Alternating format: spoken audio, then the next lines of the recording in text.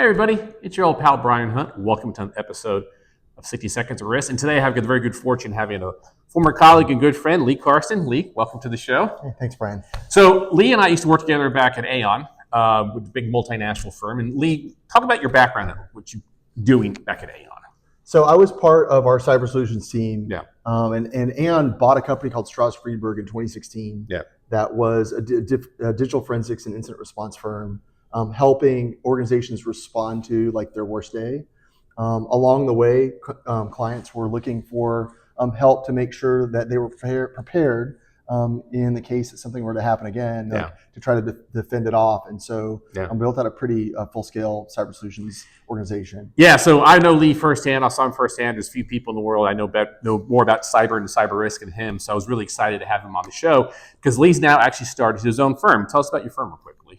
So Aon spun off Strauss Friedberg, and I had a decision to make on what to do next. Yep. And what I really had been on my heart, and just seeing the trends, 98% of the attacks are happening to organizations with 1,000 users or less. Okay. And there's traditionally not been a really good cyber solutions angle for that. Mm-hmm. Like small businesses were kind of riddled with, what do we do? We've got like a really small team, we've got small budgets, and how do we invest appropriately to get the kind of controls that we would need to fend off some of these advanced attackers? Yeah, and I remember back at the old shop, and like when I first started involved in brokerage world, 10 years ago, cyber was like the new thing. Mm-hmm. And remember, like my world, construction world, it's never going to happen to us. And then to your point, pandemic hit, Great Recession. I mean, it was mainly pandemic. Everybody's working remotely. A lot of different diversification attack points. The bad guys figure it out, and they're using technology to figure out the low-hanging fruit and go after small firms with less than 1,000. And you got ransomware and social engineering happening left and right. But tell us about what's changed in the past couple of years, and specifically how technology has enabled people like you to bring scale to help smaller firms become more resilient with respect to cyber. Yeah, so I mean, the AI is everywhere, and it's probably like one of the most transformative technologies of our lifetimes. Mm-hmm. I mean, like second to the internet, right? And the attackers have the first mover advantage leveraging AI. Okay. So all the attacks that are happening right now are really AI and influenced or driven. Got it. And the tools are finally starting to catch up. There's a lot of private equity money in cybersecurity. People are looking for ways to build platforms that scale and can help organizations. So 4 or 5 years ago, a lot of these technologies really started to get seed funding and be developed.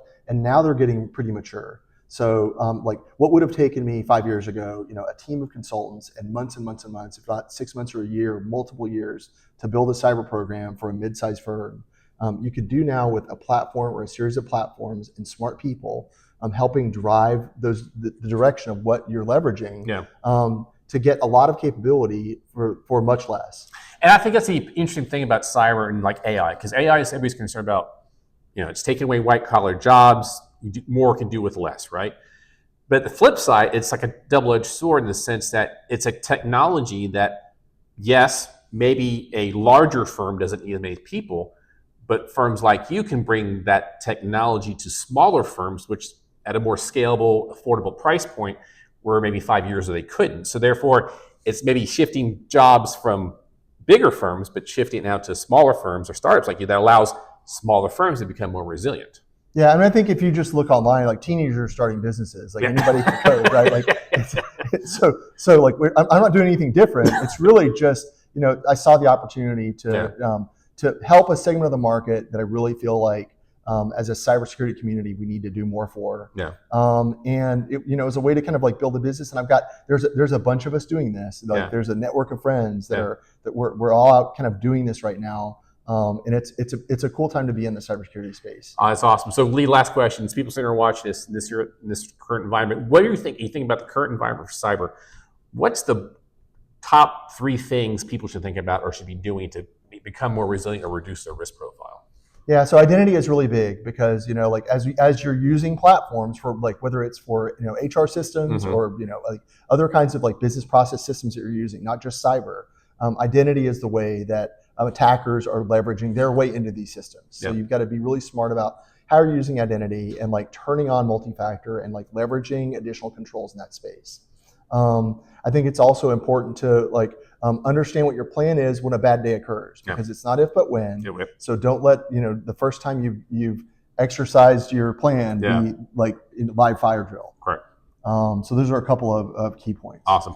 Lee, thanks so much. This has been helpful. So like all things, guys, I hope you found this beneficial. If there's a certain topic or individual you'd like to see in the show, please post a note on LinkedIn. You can also find this video and all my other videos on my YouTube channel, so please subscribe. You can also find the links to these videos on the website formerly known as Twitter, Substack, Facebook, and Blue Sky. Until next time, guys. Bye.